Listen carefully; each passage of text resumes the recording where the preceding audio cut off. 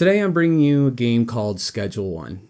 It's a simulation game, and not many others are like it. It really lets you live the full simulation of day-to-day life, right? Whether that's taking out the trash, purchasing your first home, and investing in real estate, grocery shopping, helping out your neighbors when they're in need, losing a hard 20 to a dealer's soft 21 in blackjack. Oh my god. Gardening, supply chain management and distribution, and of course, something we always need, hand-to-hand combat and other self-defense techniques. You all might have seen my review of the demo for Schedule 1, but now it's finally out in early access as of this Monday. And it has definitely lived up to my expectations, and it is by far one of my favorite games of 20. I'm already 26 hours in after only playing it for a week, and I can already tell you that it is scratching the itch that I am looking for in a simulation game. It gives you that full experience of simulation, but still delivers on the main idea of it, which is, of course, drug dealing.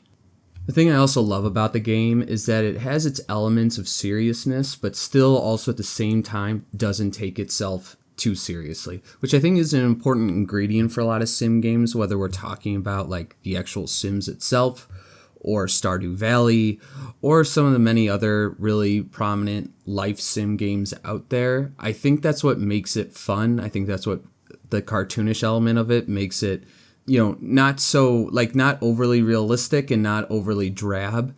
The bright colors, the goofiness of it all, the stupid names for the various drugs you cook up, all give it this certain levity, this certain lightness that makes it just that much more enjoyable. You're not taking it that seriously. The thing that also deceptively makes this game fun is that while there is a certain level of grinding to it where you have to sell products and make money and gain experience, and that's like the grinding experience to it, it's still fun to do. In order to unlock other parts of the map, unlock other ways to make new products, there's the grinding doesn't feel like a true grind. And I think that is such a good way of doing it, of keeping you away from certain content while still making you want to strive towards that. Nothing is immediately unlocked to you, and your money isn't the only way that you progress throughout the game. It has an element to it, but even your money has different variables to it, right? You have cash on hand and what's in your bank account. And I think it's great that you have to launder money in order to get more money into your bank account. Otherwise, certain things are withheld from you. I think that's a brilliant ad. I think it's super great that way, and it adds a certain level of complexity of making sure you launder your money, making sure you have enough money on hand versus in the bank account. Where are you going to go to buy certain products in case your bank account is running low? It all adds it. All this stuff makes it sound more complex than what it actually is. And then, of course, we're also talking about the automation aspect of it, right? Once your empire grows large enough, you can then start hiring out people to do the work for you. Already 20 hours in, I have just started really farming out a lot of my dealing to other dealers and letting them do it. Yeah, they take a cut. Yeah, I'm losing optimization in terms of how much money I'm making, but I'm focusing more on just making the product. I am more of a distributor than a dealer itself. And that's where the game kind of takes its natural course in terms of maturing you. And I think that's what so many Sims miss out on, is that there's not really that sense of role maturity, right? You're kind of just doing the same thing day over day over day over day over. That's not the same here, right? And I think that's what more games could learn from and what more games could build from. The other thing too that many sim games miss out on is how important it is to move to different environments, different backdrops. And this game makes you do that. If you want to actually expand your operations, you have to literally move to different places to have a bigger and bigger drug empire. And I think that's such a great plan, and I think they do it so well. And that's like just another element that constantly keeps the game fresh. I will touch on some cons, which are barely even cons, and I'll also talk about some maybe quality of life stuff that I think the game could benefit from. But let's talk about the cons. Well, the obvious one is that, yeah, it's in early access, so it is buggy. Not everything flows super well. I swear, when my guy's making meth, it is so hard to actually make to turn on the Bunsen burner, not the Bunsen burner, but to pour the liquid in to do it. It's to the point where it's nearly frustrating. There's also some weird bugs around like soil and plants and stuff like that.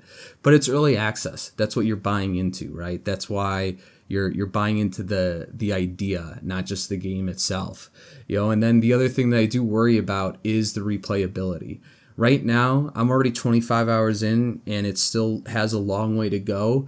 But when I finally reach the end, whatever that might look like, will I be ready to play it again, right? Is there enough variability to do that?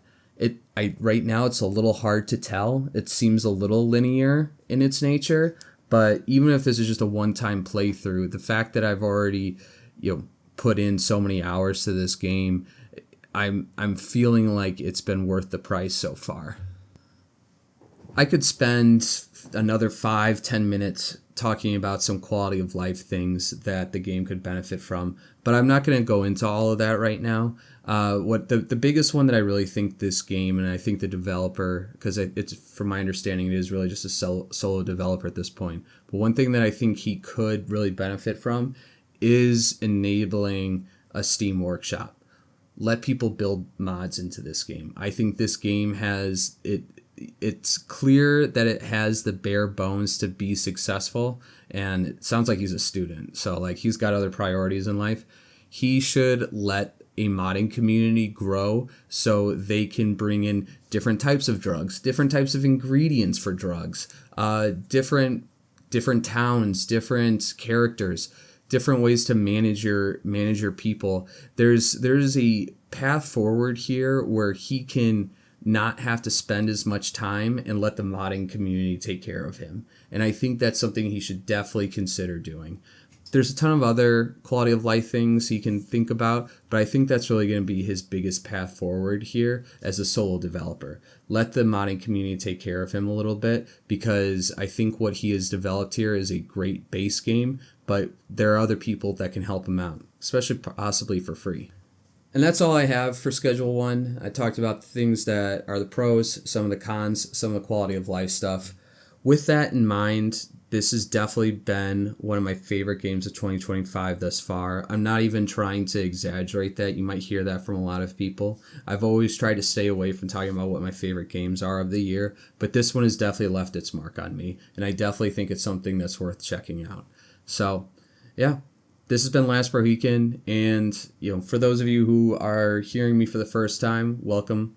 Hope you stick around. For those of you who've been around, take it easy. I really hope everything's going well with you all, and yeah, you'll hear from me later. Cheers.